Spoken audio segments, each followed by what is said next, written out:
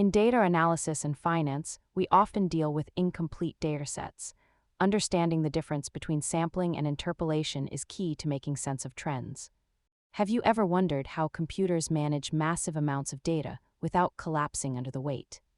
While sampling helps us summarize big pictures, interpolation is the secret to filling in the blanks and keeping things smooth.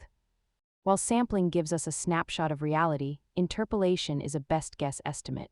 Both have different impacts on the precision of your final analysis. Use sampling when your dataset is massive and you only need a high-level view of how things are moving over time. Interpolation is your tool for filling in the blanks. It helps create a narrative flow between known data points when information is missing. Remember that no estimation method is a replacement for pure, raw data. Always verify your sources before relying on interpolated results. Think of sampling as a summary and interpolation as a bridge. Both are helpful, but they serve very different purposes in your financial toolkit. If this helped you understand your data better, hit subscribe for more technical basics.